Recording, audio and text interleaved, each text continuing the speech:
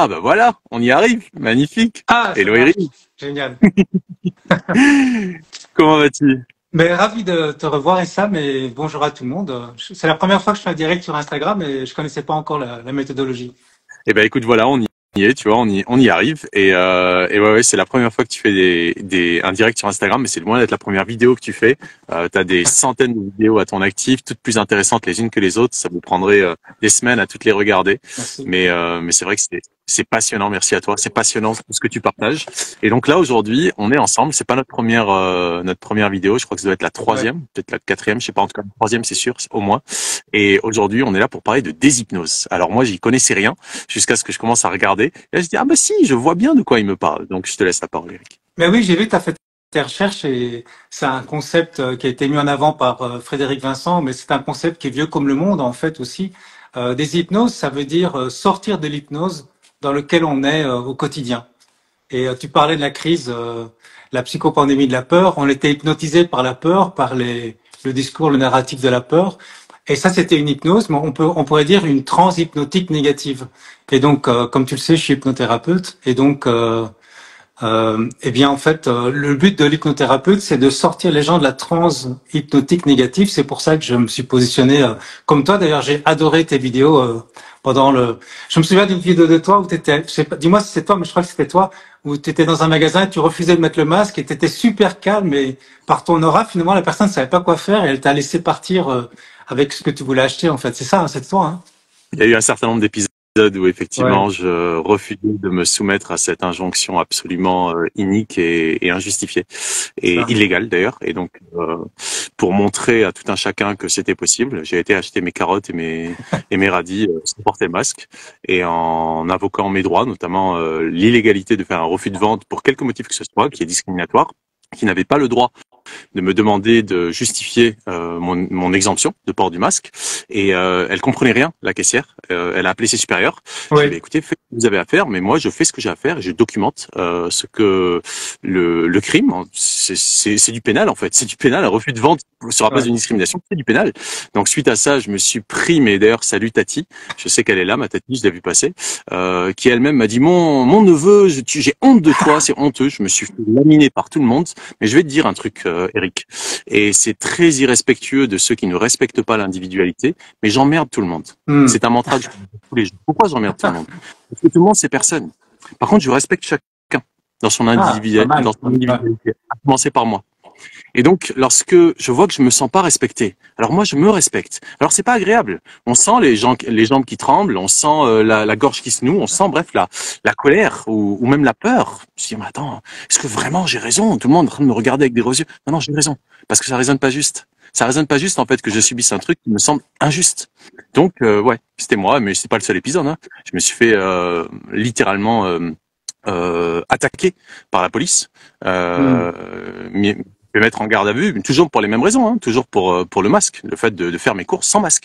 Et j'en ai fait un point d'honneur. Et d'ailleurs, c'est à partir de là que j'ai commencé à connaître mes droits, parce que quand on ne les connaît pas, on n'en a pas. Et si on les utilise pas, on n'en a plus. Et donc, Hmm. j'ai commencé à partager ça au travers des ateliers du dimanche. Je sais qu'on en a fait au moins un d'atelier du dimanche, toi et Oui, moi. oui, Et plusieurs, ouais. voilà. Et j'ai adoré t'as beaucoup participé au Conseil scientifique indépendant au début. Et tu parlais des masques, c'est vrai. Moi aussi, comme toi, je suis quand même fier de ne pas avoir mis de masque pendant ces 2 ans. J'ai refusé d'en mettre.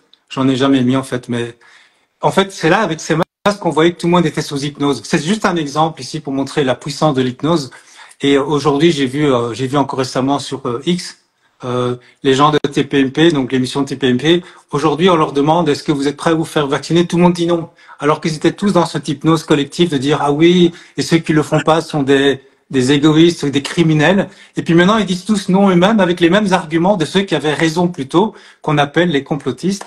Bon, c'est un autre sujet, mais c'est juste pour parler d'hypnose, tu vois. Je trouvais intéressant qu'on est tout le temps dans l'hypnose, en fait. C'est un bon exemple, tu vois. C'est totalement lié, Eric, parce que comme tu me l'as montré, comme j'ai pu le voir, en fait, le plus grand hypnotiste, je sais même pas comment on dit, c'est notre mental. Hypnotiseur.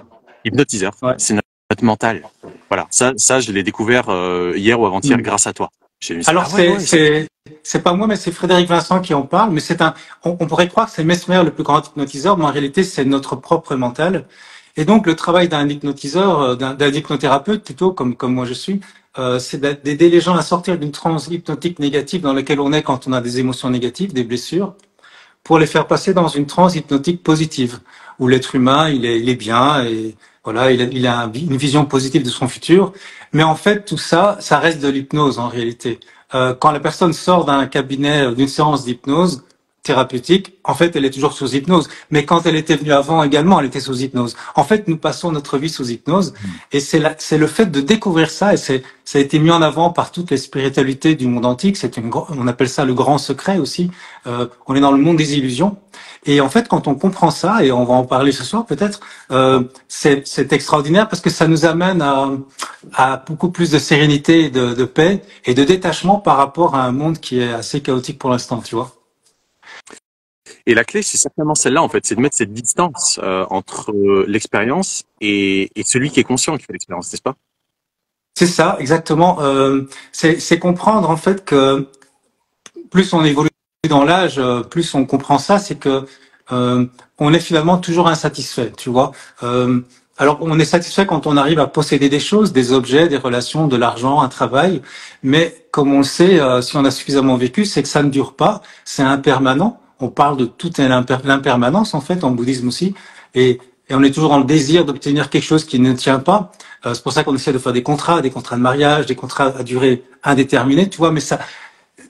Et puis même, de toute façon, on le perd quand même parce qu'on vieillit, et puis après, il y a la mort, et puis finalement, les choses ne tiennent pas. Et toute notre vie, en fait, on est dans une forme de cycle de l'insatisfaction. Si on est honnête avec nous-mêmes, on peut être satisfait quand on a une copine, un copain, un travail, une voiture, des vacances, on a de l'argent, ok. Mais dès qu'on les perd, on est de nouveau insatisfait. Et en fait, on passe tout le temps de satisfaction à insatisfaction. Donc, on fait des cycles comme ça, enfin des hauts et des bas plutôt. C'est la polarité. Et finalement, on peut en avoir marre de se dire, mais en fait, mon bonheur dépend toujours de quelque chose que je ne maîtrise pas fondamentalement, tu vois, parce qu'on contrôle pas les autres. On a déjà essayé de contrôler notre femme ou notre mari, on n'arrive pas.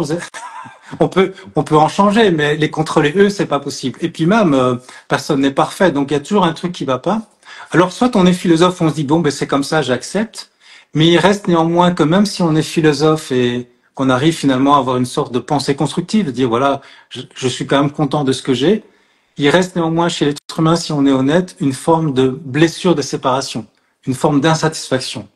Euh, on n'est jamais vraiment totalement en paix ou paisible, à moins qu'on n'ait plus hypnotisé du tout, et ça c'est génial. Mais tant qu'on sent une forme d'insatisfaction, il y a hypnotisme en fait. Et ça s'explique toutes les grandes traditions spirituelles. Pour savoir si on est hypnotisé, c'est facile. Si demain, parce que maintenant vous êtes bien, vous dites mais moi je suis pas hypnotisé, je suis très bien. Oui, mais vous avez peut-être un chez vous, un travail, un copain, une copine, de l'argent. Si tout ça part, comment vous réagissez? Alors au début on va avoir un problème, on va devoir gérer ça, mais si on est dans la souffrance émotionnelle, c'est qu'on est hypnotisé. Tu vois, c'est une bonne façon, une mesure en fait de voir où on en est. Tu vois. Alors on est dans ce cycle, tu vois, constamment. Et l'idée, c'est de sortir de ce cycle. Et pourquoi est-ce qu'on parle d'hypnose? C'est parce qu'en fait, on est dans des croyances que nous sommes une entité séparée, d'où la blessure de séparation. Nous sommes un individu isolé qui doit faire sa place dans ce monde. Et pour être heureux, il a besoin d'être en relation avec quelqu'un. Il a besoin d'avoir de la sécurité. Et il veut pas mourir, il va essayer de vivre le plus longtemps possible en bonne santé. Et donc, on est tout le temps tendu vers... on est dans un monde qu'on ne contrôle pas et on essaye de faire au mieux, mais c'est stressant, tu vois. Donc, pour avoir cette paix profonde et ce bonheur qu'on recherche tous, au début, on le recherche dans le monde qu'on appelle le monde des phénomènes, c'est-à-dire le monde de l'impermanence. Et des objets, exactement. Et on se rend compte que c'est vraiment, au final, toujours insatisfaisant. À moins qu'on développe vraiment une philosophie de l'acceptation, ce qui est super. Mais on se rapproche là quand on commence à accepter les choses, on commence à se déshypnotiser des illusions. Tu vois, l'illusion qui est de dire ah ben quand je vais me marier, je serai heureux, quand je reste travail, je serai heureux, quand je pourrai avoir autant d'argent, je serai heureux. Tout ça, c'est des illusions. On est hypnotisé par les illusions. Et donc c'est bien que tu parles de ça parce qu'effectivement, c'est ce que disent toutes les grandes traditions, c'est que sortir du rêve, sortir de l'illusion, c'est déjà voir que le monde des phénomènes n'est pas stable en fait. Tu vois, il y a rien qui est stable. On le remarque tous, hein, tous ceux qui nous écoutent. Hein. On sait bien que les choses ne sont pas stables. Et ce que disent les sages, c'est la vérité. La vérité, c'est justement, c'est la stabilité, mais elle est où dans le monde, la stabilité? Qu'est-ce qui est vraiment stable? Le corps, il évolue, c'est pas permanent. Les pensées sont toujours, on est agité, les émotions aussi, les objets, les autres. Tout bouge en permanence, tu vois. Et nous, dans tout ça, on cherche une paix profonde, une paix qui serait stable. Et donc l'idée, c'est sortir du cycle de l'insatisfaction, qui est donc ce cycle où on est hypnotisé par le monde des phénomènes, et revenir à la source de la conscience. Et c'est ça le grand secret qui est mis en avant, et j'adore partager ça avec toi et avec d'autres. Je sais que tu aimes aussi cette thématique et tu le fais aussi. On fait des séminaires là-dessus. C'est passionnant, c'est d'aller, plutôt que d'avoir l'attention tournée vers l'extérieur, tu vois, on retourne l'attention vers sa source, qui est la conscience. Et donc, on rejoint des grandes philosophies, comme c'était marqué sur le temple d'Apollon à Delphes, connais-toi toi-même. C'est la base, en fait, de la vraie spiritualité, qui est l'étude de la conscience, en fait. Tu vois? Je sais pas si c'est clair. Ouh, limpide. Oui. J'espère que ça l'est pour vous. N'hésitez pas d'ailleurs si vous avez des questions. Il y a un petit truc question qui me permettra de voir les commentaires. Donc n'hésitez surtout pas. Il y a mon ami Aïssam là qui est également sur le live et il est hypnothérapeute également. Et son site c'est deshypnose.me, deshypnose.me. Ah bah alors, donc d'accord, c'est génial. je sais que ça lui parle énormément ce thème. Donc bien sûr c'est limpide en fait. Pourquoi? Parce que nous avons tendance à nous identifier à ce que nous ne sommes pas. Et c'est précisément parce que nous trompons, nous errons. Littéralement, c'est ça le péché. Le péché étymologiquement, ça veut dire rater sa cible. Nous ratons notre cible. Nous croyons en fait que nous allons retirer notre bonheur de tout plein de plaisirs, tout plein de sources de plaisir extérieur. Il n'y a rien de mal au plaisir. J'adore le plaisir. Il n'y a rien de mal. Ouais. Pardon? C'est important de le dire ce que tu dis parce qu'il y a beaucoup de gens qui vont croire que la spiritualité c'est quelque chose de froid, de sec, où on se coupe de tout plaisir. Bouddha disait le désir crée la souffrance. Ok, je me coupe de tout désir, mais c'est pas du tout ça qu'on veut dire en fait, tu vois. T'as raison de le préciser en fait. Non. Le plaisir est fondamental à la vie. Sans plaisir, un animal ne se nourrirait pas. Sans plaisir, sans on va dire cette stimulation sensorielle, il y aurait plein de choses qu'on ne ferait pas. Non, le plaisir est important. C'est lorsqu'il devient compulsif que c'est problématique. C'est-à-dire que le désir qui va nous amener à avoir le plaisir, parce qu'on a le désir avant le plaisir, si le désir est compulsif, il n'est pas conscient, c'est là que l'on souffre. Pourquoi? Parce qu'on a l'impression, on a l'illusion plutôt, que notre bonheur va venir de l'extérieur. Absolument pas. Notre bonheur va venir du niveau de conscience à partir duquel on opère. Plus on est conscient, une toute petite, je sais pas moi, un grain de, une date, une date peut nous procurer non seulement un plaisir immense au niveau gustatif, mais également tout ce dont nous avons besoin pour marcher pendant l'équivalent d'un marathon.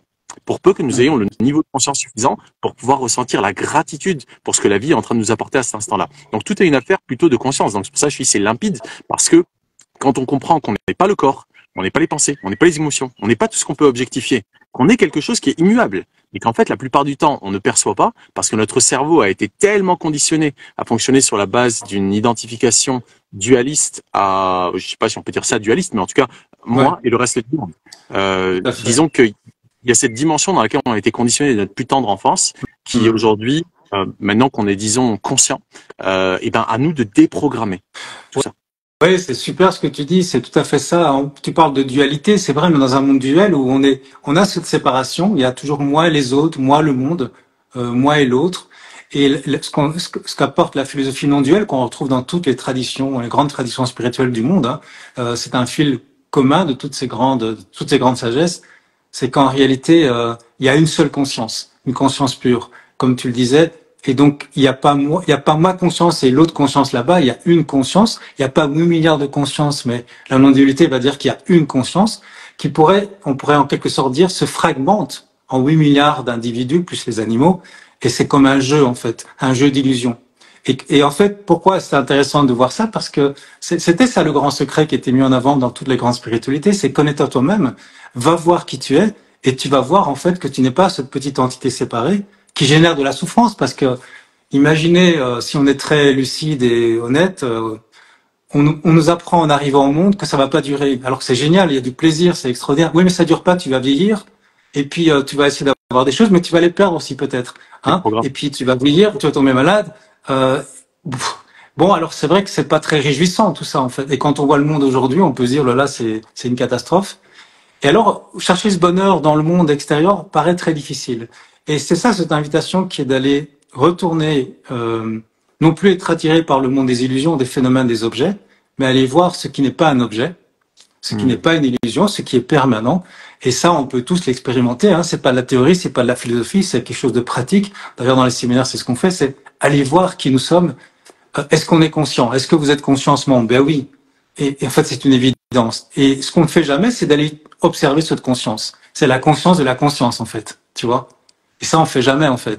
Et c'est très beau parce que c'est très simple. On est toujours conscient. On sait qu'on est conscient. Tu vois, c'est facile. Il n'y a pas besoin de réfléchir, en fait. Je sais que je suis conscient. Mais c'est rare on est tellement illusionné, hypnotisé par l'extérieur qu'on va pas trop aller voir. Et on pourrait, ouais, c'est ça. Vas-y. Tu Eric de nous faire expérimenter ça là? Est-ce qu'on pourrait faire ça? Ah bah oui, on peut faire une petite expérience toute simple en fait, qui est amusante. Si vous pouvez garder les yeux ouverts ou fermés, hein, c'est comme vous voulez. Je vous pose une première question. Regardez bien ce qui se passe en vous hein, quand je vous pose la question. Est-ce que vous êtes conscient en ce moment? Alors oui. Voilà, c'est une première pensée. Est-ce que vous êtes conscient? Vous avez pensé ensuite oui. Donc il y a est-ce que je suis conscient, première pensée. Deuxième pensée oui. Mais où est-ce que vous avez été chercher la réponse? Entre les deux, qu'est-ce qu'il y a? Donc, il y a la question, il y a la pensée ensuite qui arrive, oui. Mais entre les deux, qu'est-ce qu'il y a? Comment est-ce qu'on sait qu'on est conscient, tu vois? Comment est-ce qu'on le sait? Alors, au début, on va se dire, bah oui, je le sais parce que je le sens. Et c'est ce que tu faisais référence tout à l'heure, les grandes sources de la souffrance, d'après les sages, dans l'Advaita Vedanta notamment, mais dans d'autres traditions, c'est je suis le corps. Mais est-ce que c'est vrai? Alors, on peut explorer un petit peu juste pour voir un aperçu de ce qu'on fait par exemple dans les séminaires. Si on ferme les yeux quelques instants, prenons 2-3 respirations juste pour le plaisir de se poser et de quitter l'attention vers l'extérieur, vers le monde des phénomènes et de tourner notre attention vers sa source, la conscience. Je sais que je suis conscient, ok? Alors, cette conscience que je sais être là maintenant, on pourrait l'appeler je ou être ou présence, comme vous voulez. Si on l'observe, cette conscience, qu'est-ce qu'on peut en dire? On est tous au même niveau. Il n'y a pas de sont intelligents, cultivés, ça change rien. On est tous avec ce même rapport avec la conscience et on peut tous en dire quelque chose. En fait, pas grand-chose, mais on peut quand même dire que, voilà, je pose des questions. Est-ce que cette conscience, elle est agitée ou elle est calme? Alors, s'il y a agitation, c'est le mental qui est agité, c'est les pensées. Les pensées peuvent être agitées, c'est des phénomènes impermanents. Mais ceux qui observent les pensées, est-ce agité ou calme? Ceux qui accueille les pensées en son sein, est-ce que c'est agité ou est-ce que c'est calme?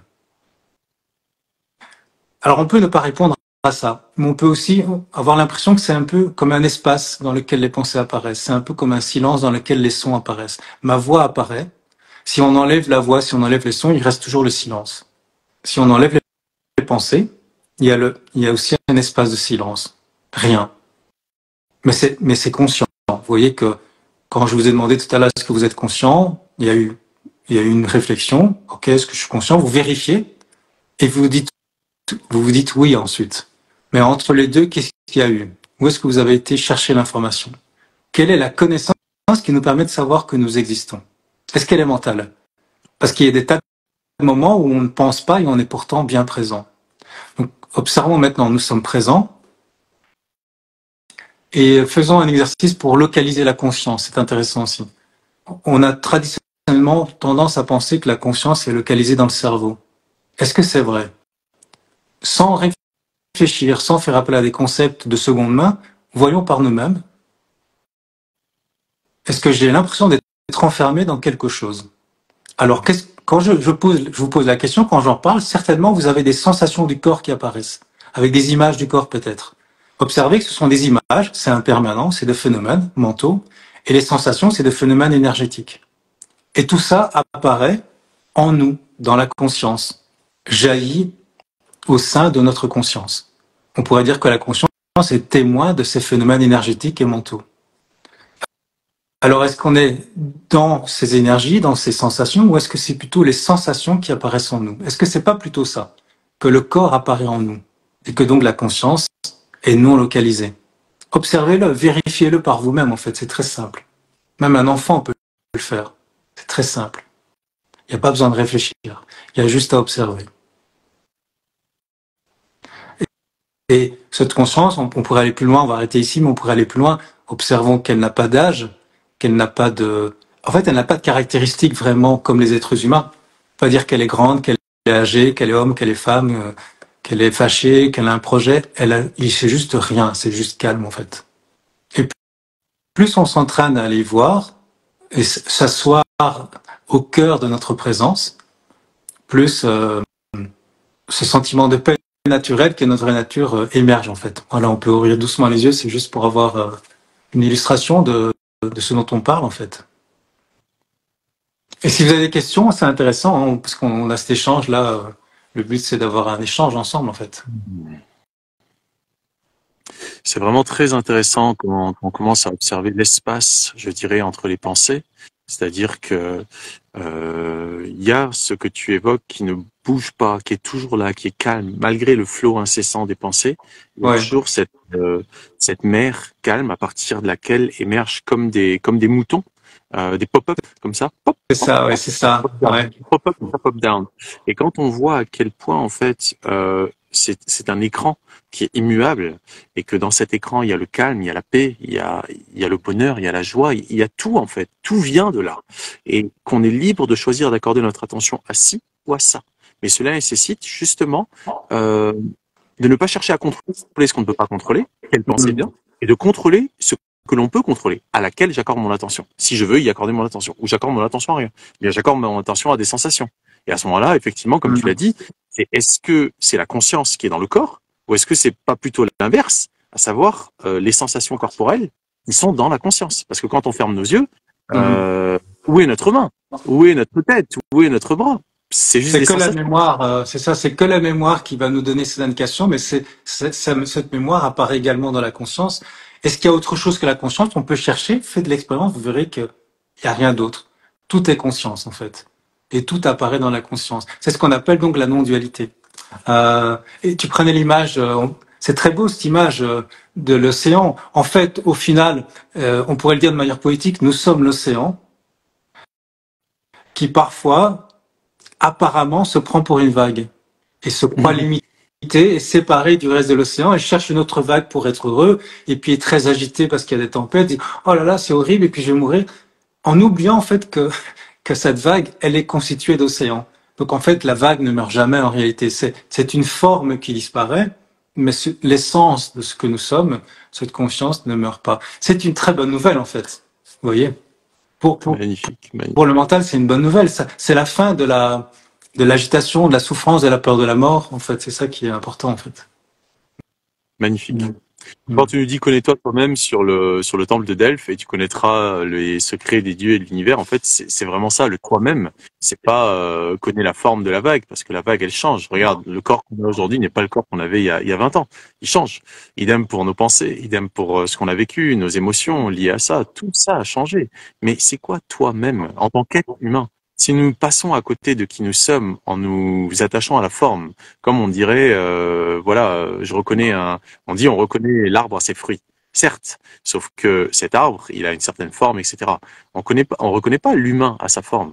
On reconnaît l'humain à qui il est véritablement. C'est-à-dire que si les actions qu'il fait sont des actions qui sont empreintes de vie, de vitalité, de bon sens, de bienveillance, d'amour, de joie, de foi, on dit ah ouais, c'est un être humain réalisé. Pourquoi? Parce que il a sa nature inférieure, il a sa nature supérieure, et il fait le lien entre les deux. Il est capable d'être fort quand il faut, il est capable d'être doux quand il faut. Ok, c'est par ses actions qu'on voit si un être humain est réalisé. C'est pas par sa forme. Un être réalisé, il n'a pas une taille, il n'a pas une corpulence, il n'a pas un sexe, il n'a pas non. C'est pas à ça qu'on voit est-ce que l'être est réalisé. On voit si l'être est réalisé, s'il réalise qui il est lui-même. Donc, ce qui nous caractérise en tant qu'être humain, c'est le fait que nous soyons des êtres spirituels faisant une expérience humaine matérielle. On dit pas un être végétal, un animal, on dit bien un être humain. Donc, c'est ça qui nous caractérise. Et c'est ça qu'on doit découvrir quand on parle de se connaître soi-même. C'est pas ok, très bien. Je connais ma forme. Magnifique, mais elle va changer. Et qu'est-ce que c'est qui ne change pas, qui est de manière immuable? Oui, c'est ça qui est proposé, c'est voir que dans être humain, il y a le mot humain. On peut même l'enlever il reste être en fait. Parce que humain est une étiquette. Euh, Fondamentalement, si on va voir de près, et c'est pour ça que les séminaires qu'on fait, c'est vraiment une invitation à s'opposer pour aller voir, expérimenter, mais qui suis-je? Euh, Quel âge j'ai, quel est mon nom. Parfois, on peut même oublier. Le matin, on ne sait plus. On est juste dans être, en fait. Et comme quand on était petit, on est dans être. Et après, on va se dire, voilà, je suis un homme, j'ai tel âge, une femme, et j'habite là. Et on rajoute plein d'étiquettes. Mais être suffit, en fait. Et c'est vrai que quand on est dans être, on pourrait dire la présence. Et on pourrait dire aussi la connexion à Dieu, parce que Dieu en fait n'est pas à l'extérieur. Vous l'avez compris, Dieu c'est ce qui contient tout, donc c'est nous en fait. C'est pas du tout un péché de dire ça comme on a pu le croire dans les temps anciens. C'est que c'est juste l'humilité. C'est ce que je suis est immortel, ce que je suis contient tout. Mais c'est très beau. C'est de la paix, c'est de l'humilité. Et quand on est dans cette connecté à ça, à être, le corps humain est en meilleure santé. Le mental est beaucoup plus positif, comme tu disais, et on peut apprécier tous les plaisirs de la vie sans culpabilité, parce qu'il n'y a pas un mental négatif. Ces croyances négatives sont vues comme des illusions.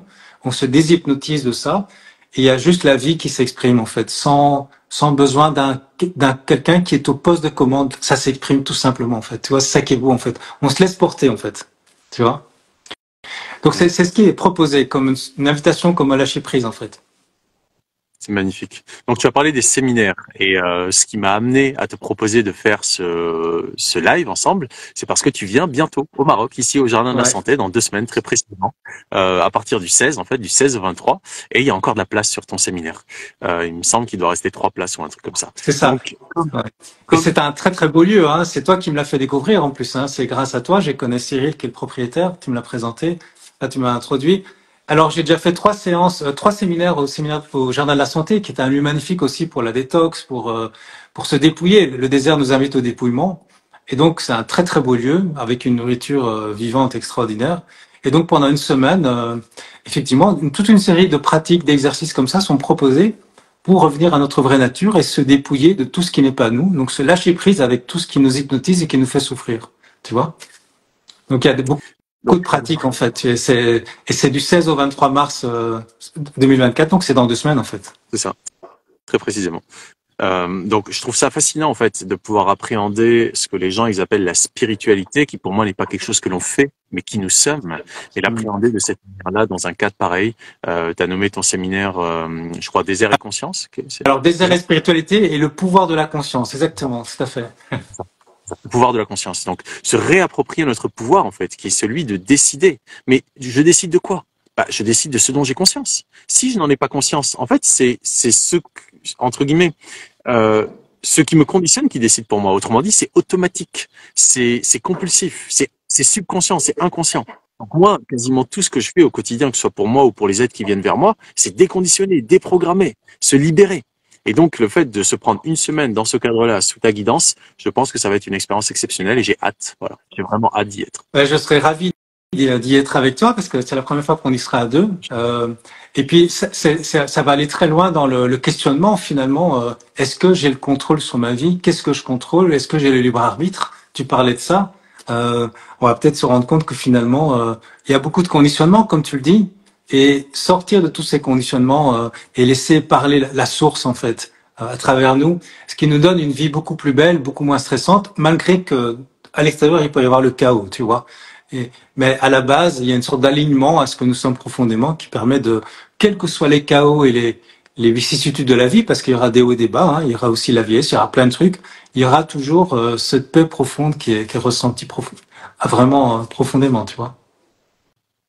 En fait, tu as vraiment bien résumé ce que c'est que d'être, à mon sens, à mon humble avis, ce que c'est que de vivre une vie juste. Ce n'est pas de chercher à éviter les vicissitudes, les hauts et les bas. Au contraire, c'est de s'aligner à tel point que même si on est dans une tornade, en fait, on est capable de trouver notre centre et de se laisser traverser immensément et infiniment par tout ce qui vient. Et au contraire, ne pas chercher à lutter, ne pas chercher à résister à quoi que ce soit. Ce à quoi on résiste persiste, dit-on. Ouais. Donc, si on se laisse traverser entièrement, infiniment, euh, inconditionnellement, on est en vie. Si on résiste, on est en mode survie. Ça veut dire fight or flee. Je me bats ou je m'enfuis. Et donc, si je ne réalise pas à quel point je suis infiniment puissant par ma capacité à être présent et équanime. Tu dois connaître ce terme, j'imagine. Pour ceux qui connaissent pas le sens du mot équanime, c'est tout simplement être présent sans chercher à modifier l'expérience. Je me laisse traverser par l'expérience. C'est ni bien ni mauvais. Quand on parle de non-jugement, moi, personnellement, Eric, je sais pas si je te l'ai déjà dit ou pas, comme ça, dans une émission, moi, je juge tout le temps, à commencer, et tout le monde, à commencer par moi. Je juge. Et oui, je juge. Parce que si je ne fais pas preuve de discernement, comment je vais savoir si quelque chose est juste ou pas pour moi ou pour autrui d'ailleurs. Donc oui, je juge, parce que si je ne juge pas, quelqu'un d'autre va juger à ma place. En revanche, pour ce qui est de l'expérience que je fais, lorsqu'il y a une expérience qui me traverse, je suis triste, je suis fâché, je suis heureux. Non, je juge pas là. Je vis. Parce que la vie, ça se vit. La vie, ça ne se juge pas. La vie, ça se vit. Par contre, les actions se jugent. Est-ce que c'est une bonne action? Est-ce que c'est une mauvaise action? Dans l'absolu, le même geste, quelqu'un prend un couteau, il le plante dans le ventre d'un autre homme. Dans un cas, il a voulu le voler, il l'a tué parce que le gars voulait pas lui lâcher son je ne sais quoi. Et dans l'autre cas, c'était un bistouri, il voulait le sauver. Dans les deux cas, le bonhomme est mort. Mais on juge pas l'action de la même manière parce que c'est l'intention que l'on juge. Donc en fait, faire preuve de discernement est fondamental pour être humain. Parce que si on n'est pas capable de savoir que ça c'est dangereux et ça c'est au contraire ok, eh ben on va toujours vivre dans la peur. Si on veut vivre en fait droit et dans le désir et dans la foi, eh ben il faut faire preuve de discernement et donc de jugement. Par contre, pour ce qui est de l'expérience que l'on vit, là je suis en train de vivre un truc, c'est en train de me traverser, notamment au niveau sensoriel. Il n'y a pas à juger, il y a à se laisser traverser. Parce que dès lors qu'on vit pleinement et complètement l'expérience, au niveau neuronal, ça change à tel point que le circuit n'a plus besoin d'exister. Donc c'est ça la puissance de l'équanimité qui équivaut, si j'ai bien compris, un peu à la déshypnose. Oui, tout à fait. C'est intéressant de faire ces ponts. Je te rejoins. Et au final, qu'est-ce qui fait qu'on va réagir à l'extérieur? On pourrait se poser la question, est-ce que je suis dirigé par ma tête, par mon mental, ou est-ce que je suis dirigé ce qu'on appelle par le cœur? Le cœur étant plus la présence, tu vois. Et si je suis bien aligné, les actions s'opposent. Donc il y a la vie continue, mais différemment dans le sens où effectivement il y a une acceptation de ce qui est. Il n'y a pas de résistance, donc il n'y a pas d'énergie dépensée à résister. Par contre, l'énergie est utilisée pour la créativité. Et ce qui est vrai qu'on peut alors améliorer ce monde et améliorer sa situation dans ce qui est possible, bien sûr. Et donc, suivre son cœur, c'est aussi une autre façon de le dire, tu vois. Et c'est pour ça, c'est intéressant de faire silence, en fait, d'aller voir la présence. Et la présence nous guide ensuite. On se laisse porter, tu vois. Ça amène finalement à l'humilité, en fait. Donc, bienvenue ceux qui veulent venir à ce séminaire. Il reste encore quelques places, effectivement. C'est toujours très beau. Et puis, on assiste également, on fait du sun gazing, donc c'est le lever et le coucher du soleil. Il y a quelque chose de magique aussi dans le désert, pour ceux qui connaissent pas. Il n'y a pas 36 objets comme des arbres, des immeubles. C'est juste plat. Enfin, c'est le désert. Il y a les montagnes de l'Atlas qui sont très belles là-bas au fond, mais le fait qu'il n'y a pas grand-chose, ça nous invite vraiment au dépouillement mental également. Et c'est ça pour ça que c'est un très très bel endroit. En plus, Cyril a très bien fait ça. C'est très confortable. J'aime beaucoup en fait. J'aime beaucoup cet endroit. Toi aussi, j'imagine.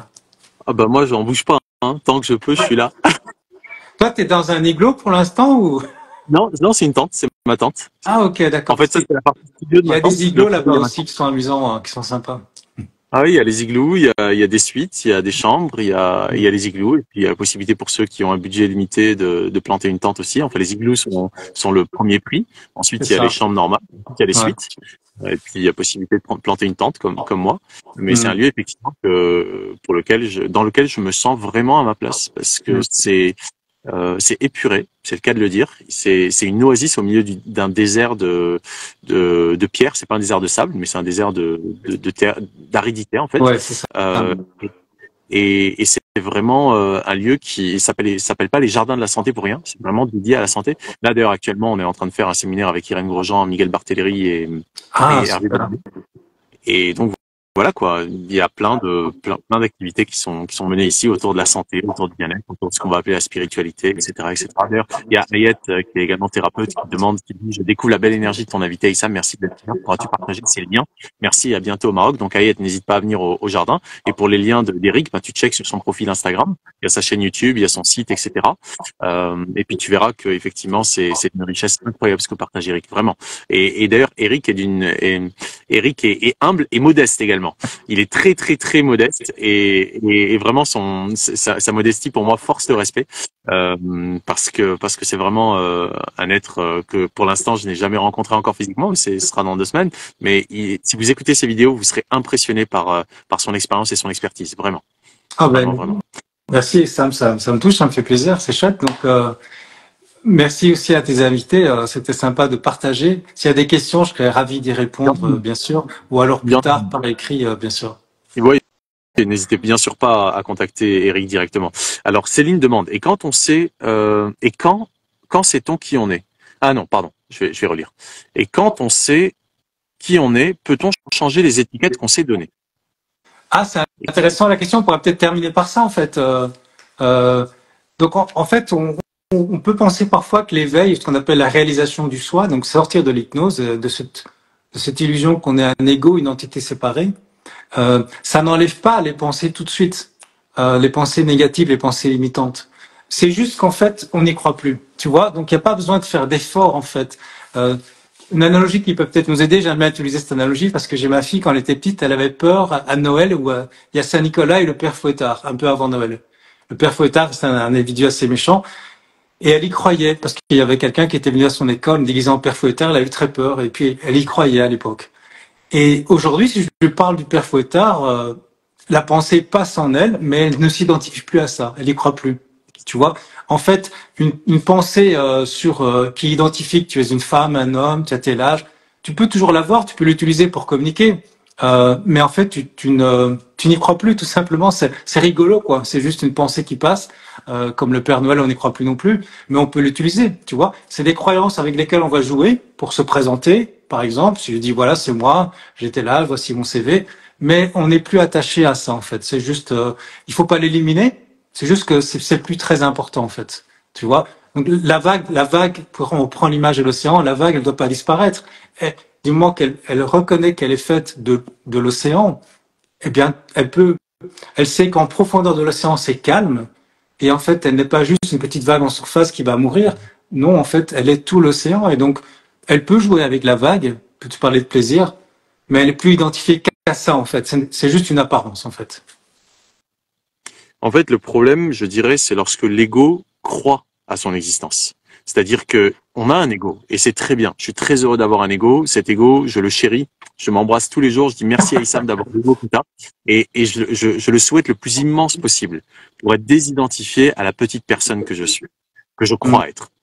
Cependant, lorsque l'ego lui-même, c'est-à-dire le mental a pris le dessus, croit à son existence finie, limitée, c'est là qu'on a un problème.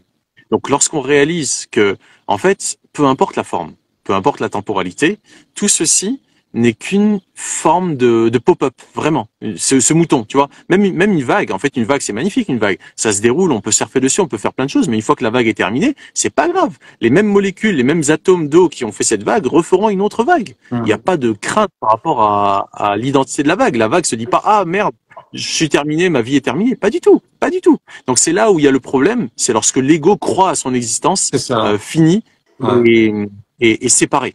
Mais sinon, l'ego, c'est magnifique. Moi, j'adore mon ego qui dure éternellement. Mais je sais qu'il ne le pourra pas. Parce que c'est celui qui va durer éternellement, c'est pas l'ego. Celui qui va durer éternellement, c'est l'être. Et non pas la croyance que le mental a créée pour se protéger. On a besoin de l'ego pour se protéger, mais ce n'est pas lui qui doit être le maître. Le maître, c'est l'être. On pourrait dire que l'ego, c'est la manifestation de la conscience, c'est un jeu, c'est une illusion. On peut pas le séparer du reste, en fait. C'est des pensées, c'est un ensemble de pensées, en fait, des croyances sur nous. On pourrait prendre l'image du tourbillon. Tu vois, dans une rivière, il y a des tourbillons parfois, mais tu peux pas enlever le tourbillon et aller l'étudier en laboratoire. En fait, il fait partie de la rivière. C'est pas quelque chose qui existe en tant que tel. Il y a une réalité, c'est la rivière, en fait.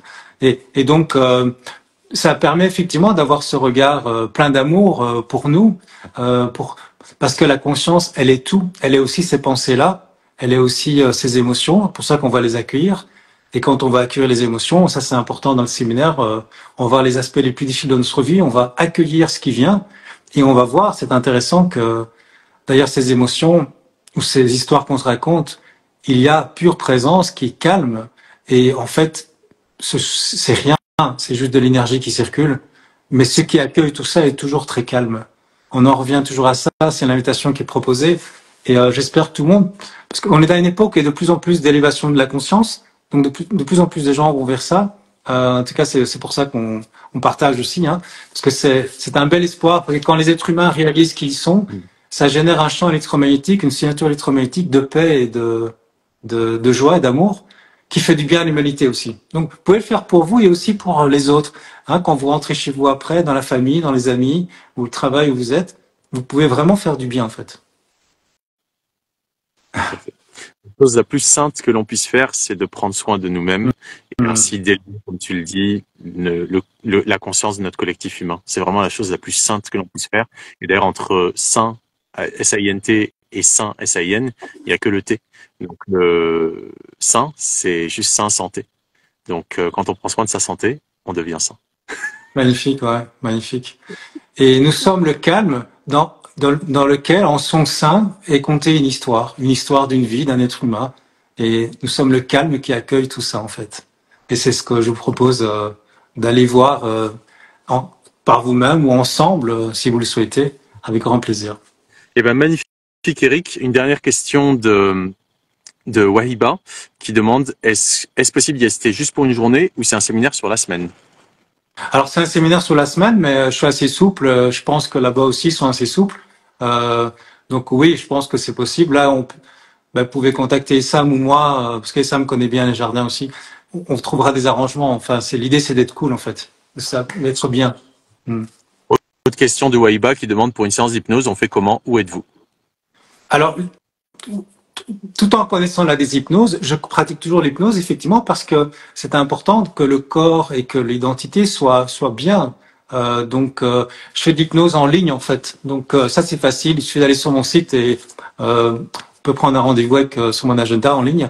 L'hypnose permet quand même de vivre mieux. C'est pas parce qu'on a réalisé le soi que tout d'un coup on n'a plus mal aux dents, par exemple, ou qu'on va plus prendre de douche. On va continuer à prendre soin de soi. Et prendre soin de soi, c'est aussi, par exemple, nettoyer ses blessures. Si on a une blessure d'abandon, de rejet, on a un manque d'estime de soi, on a des peurs qui viennent du passé, en fait, mais qui sont des mémoires qui restent dans le corps. Avec l'hypnose, on peut déprogrammer l'inconscient par rapport à ces mémoires et donc vivre mieux dans le corps pour ensuite pouvoir encore plus facilement lâcher prise avec toutes les illusions. Tout à fait. Eh ben, merci infiniment, Eric, pour déjà pour ce partage et puis par avance pour ton séminaire dans 2 semaines. Ouais. Je me réjouis infiniment. Pour ceux qui veulent plus d'infos, donc pour le programme du stage, vous le trouverez sur le site d'Eric. Et le lien, je pense, est dans la publication du live. Je remettrai dans la description. Vous pourrez avoir toutes les infos et n'hésitez pas à contacter Eric pour plus de détails ou moi également. Et puis je relayerai éventuellement si vous trouvez pas le contact d'Eric, chose qui me surprendrait, n'hésitez pas à me contacter. Voilà. Ben, t'es plus connu que moi sur Instagram, t'es très connu, j'ai vu, bravo. Bon, bravo, je sais pas, hein, tu sais, je suis pas mal, j'ai été pas mal shadowbanné, comme tu le sais, j'ai plus de YouTube et j'en ai rien à faire. Et puis Instagram, ça va, je suis pas trop shadowbanné, même si bon, ça va. Alors, tu sais, ils ont leur algorithme sur X, je suis invisible sur YouTube, une toute petite chaîne que je n'alimente pas, donc invisible aussi, mais peu m'importe, tu sais, un être avec qui on résonne est un être en fait avec qui on peut vivre selon ce qui nous unit, la vie. Et donc, ça suffit. Il n'y a pas besoin, en fait, de plus. On nous fait croire que c'est à force de likes et de followers qu'on existe. C'est faux. C'est encore une fois une objection de notre existence. Nous ne sommes pas nos followers. Enfin, notre valeur ne s'évalue ni à notre compte en banque, ni à nos followers, ni rien. Ce qui est important, c'est que notre message, en fait, résonne comme étant juste. Et le tien résonne plus sur YouTube et moi peut-être un petit peu plus sur Instagram, mais peu importe. Non, mais c'était pour rire. C'était pour rire. Le fait que tu aies été censuré, ça veut dire qu'il y a de la qualité derrière, tu vois. Moi, pour l'instant, j'ai réussi à ne pas être censuré. Je passe entre les gouttes. J'ai eu 6 vidéos censurées sur YouTube, mais comme j'avais 2 chaînes, j'ai réussi quand même à la maintenir. Bon, là, j'ai invité le docteur Louis Fouché, puis je parlais des effets secondaires. J'ai invité des personnes qui ont été victimes de ces injections expérimentales. Donc, je vais risquer peut-être de perdre la chaîne aussi, mais ce sera un honneur, en fait, tu vois. En fait, l'idée, c'est de jouer avec ça, en fait. J'aime bien ton attitude parce que tu restes super cool avec ça aussi. En tout cas, bravo à toi, Eric. C'est vrai que le fait que tu aies toujours ta chaîne, c'est impressionnant parce que t'as pas été tendre. T'as vraiment été ultra courageux et je trouve juste dans tout ce que tu as dit. Et malgré tout ça, t'as réussi à garder ta chaîne. Donc c'est que tu l'as fait avec tellement de sensibilité que ça passe, quoi. Mm. Bravo à toi. Merci à toi et à très Merci. bientôt alors. À Allez, très bonsoir à bientôt. tous. Belle soirée, prenez soin de vous. Être un rebelle sans se mettre à genoux, comme une étincelle dans ce monde de fous. Être un rebelle sans se mettre à genoux, comme une étincelle dans ce monde de fous.